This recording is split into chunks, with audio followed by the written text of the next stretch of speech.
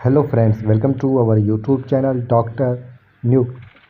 दोस्तों, क्या आप जानते हैं 1971 की जंग, जब एक बंगाली पायलट ने पाकिस्तान एयर फोर्स का तैयारा हाईजैक किया।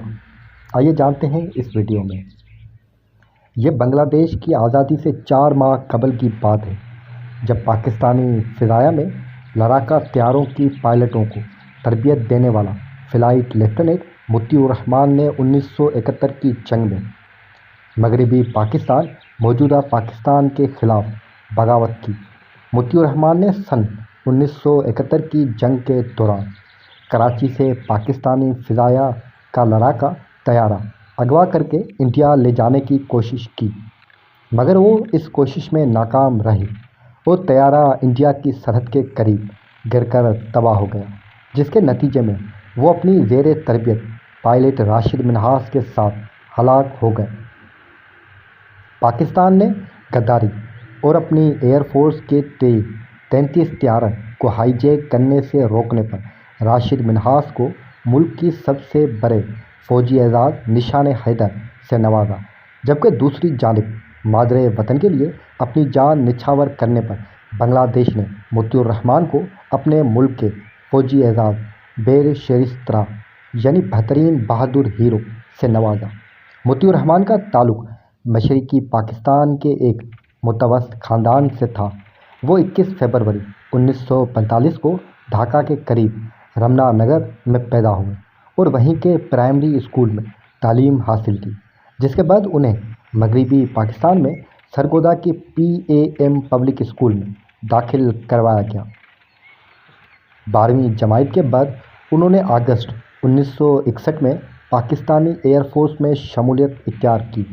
उन्हें जून 1963 को general duty pilot branch commission किया गया और वो 1971 की जंग में कबल पायलटों की तरबियत देने के फ़राइज़ सरअंजाम दे रहे थे।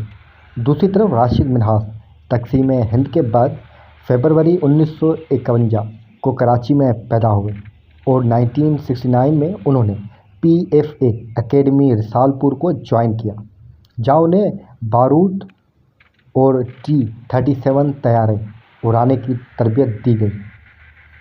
पाकिस्तान एयरफोर्स की तारीखदान कैसर तुफैल अपनी एक तहरीर बिलियो ब्रेड 116 अज हाईजैक्ड में लिखते हैं कि कराची में तैनात बंगाली अफसरों को एहसास हो गया था कि पाकिस्तानी इंटेलिजेंस उन पर नज़र रखे हुई है।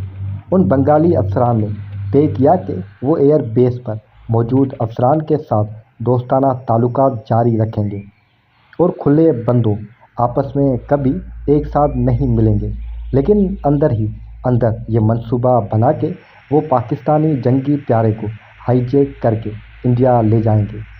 शुरू में 1 या 2 F-86 हाईजैक करने का मंसूबा बना, मगर उन्होंने उसे तर्क कर दिया क्योंकि ज़्यादा लोगों की मौजूदगी से शक पैदा हो सकता था। इस तहरीर में कैसर तुफैल लिखते हैं कि ये तय हुआ कि सोलो मिशन पर जाने वाले T-33 को हाईजैक करना आसान होगा। 20 अगस्त को राशिद मिन्हास ने स्क्वाड्रन करियो रूम में नाश्ता गर्म करवाया।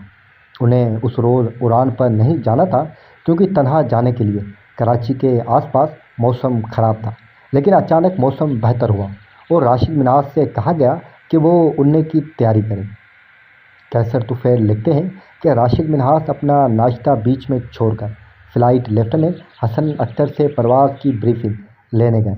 उन्होंने उड़ान के कपड़े पहने, जल्द से 2 गुलाब जामुन खाए और कोका कोला की 2-3 घूंट लिए।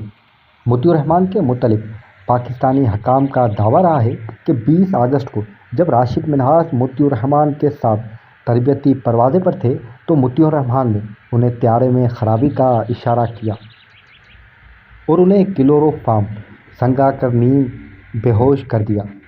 उसी दौरान मुतीउर रहमान ने ज़मीन पर मौजूद अपने साथियों से कहा कि वो उनके अहल खाना को कराची में इंडियन हाई कमीशन पहुँचाएँ, क्योंकि वो पाकिस्तानी एयरफोर्स का तैयारा इंडिया लेकर जा रहे हैं।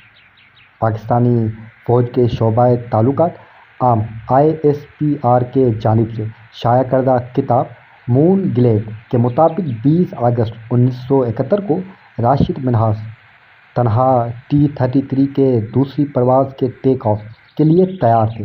انہوں نے انجن چلایا اور تمام حفاظتی تدابیر کی یقین دہانی کی۔ گراؤنڈ پر عملے نے انہیں تھمز اپ کا اشارہ کیا، یعنی وہ اڑان بھر سکتے تھے۔ جیسے ہی انہوں نے اڑان بھرنے کی تیاری پکڑی تو ایک Bengali instructor pilot flight lieutenant Matiur Rahman نے انہیں رکنے کا اشارہ کیا۔ راشد منہاس کو لگا کہ شاید انہیں آخری لمحے پر کچھ اضافی ہدایات ملنے جا رہی ہیں۔ انہوں نے طیارہ روک لیا۔ مون گلیڈ میں مزید لکھا ہے کہ موتی کھلے ہوئے گیوپے کے ذریعے پچھلی کاکپٹ سے زبردستی اندر داخل ہوئے، طیارے کا کنٹرول چھین لیا اور اڑان بھر کے طیارے کا رخ انڈیا کی طرف کر لیا۔ اس سے پہلے کہ راشد منہاس کچھ سمجھ پاتے، طیارہ رن وے پر دوڑنے لگا۔ کیسر طفیل لکھتے ہیں کہ منہاس صرف اتنا کر پائے کہ انہوں نے 11:28 پر ایئر ٹریفک کنٹرول کو پیغام بھیجا کہ ان کے طیارہ کو ہائی جیک کر لیا گیا ہے۔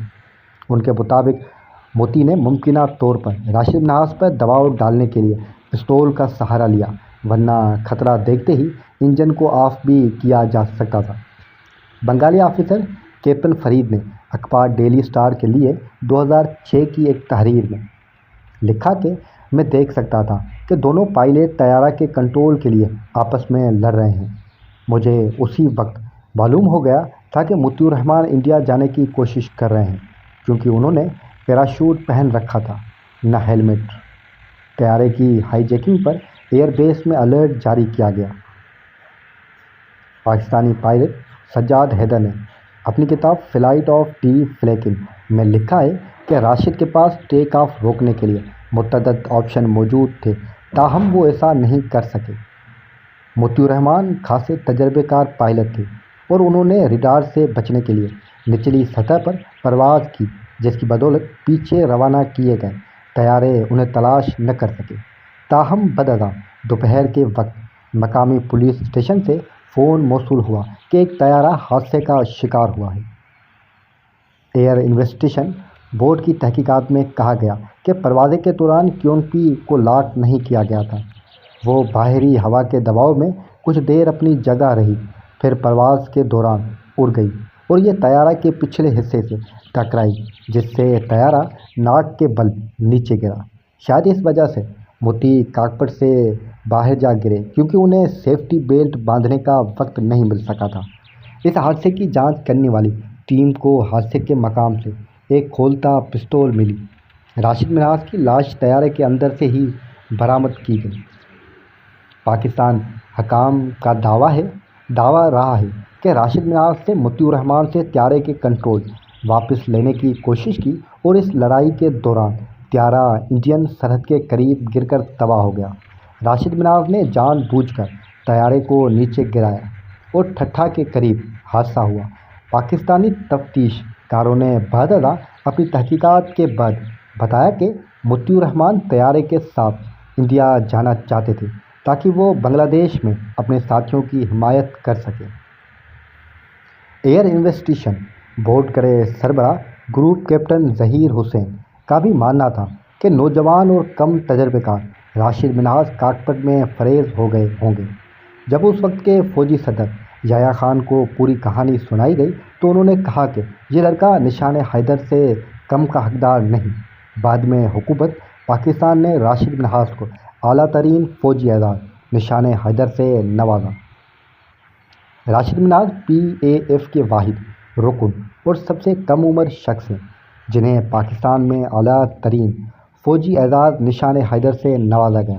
بنگلہ دیش کی تاریخ پر لکھنے والے مصنف رفیع عالم اپنی تحریر ان فارگیٹ ایبل ہیروز آف بنگلہ دیش میں لکھتے ہیں کہ موتی الرحمان یہ برداشت نہیں کر پا رہے تھے کہ وہ اپنی ہی سرزمین پر بطور پائلٹ بمباری کریں گے، تاہم خاندان کی طرف رکاوٹ کے باعث اس وقت جنگ آزادی میں ان کے لیے شمولیت بھی ناممکن تھی۔ رفیع العالم کے مطابق موتی الرحمان نے مغربی پاکستان کے خلاف بغاوت کے لیے خفیہ مشن کوڈ نیم بلو برڈ کا فیصلہ کیا۔ کوئی بھی ریڈر ہائی جیک کیے گئے T-33 طیارے کو ٹریک نہ کر سکا کیونکہ انہوں نے اسے بہت کم بلندی پر اڑایا۔ مطیع الرحمن اسے گجرات کی ایئر فلیٹ تک لے جانا چاہتے تھے مگر وہ اس میں ناکام رہے۔ وہ لکھتے ہیں کہ مطیع الرحمن کی لاش حادثے کے مقام کے قریب سے ملی تھی۔ رفیع العالم نے مزید لکھا کہ انہیں مسرور ایئر بیس میں 4th کلاس ملازمین کی قبرستان میں دفنایا گیا۔ ایئر فورس نے 1 ماہ کے لیے ان کی اہلیہ اور 2 بیٹوں کو قید رکھا اور 29 ستمبر 1971 کو رہا کیا۔ بنگلہ دیش کی آزادی کے بعد مطیع الرحمن کو بیشرسترہ کا اعزاز دیا گیا جبکہ جیسور میں بنگلہ دیش ایئر فورس کا فضائی اڈہ ان کے نام کیا گیا۔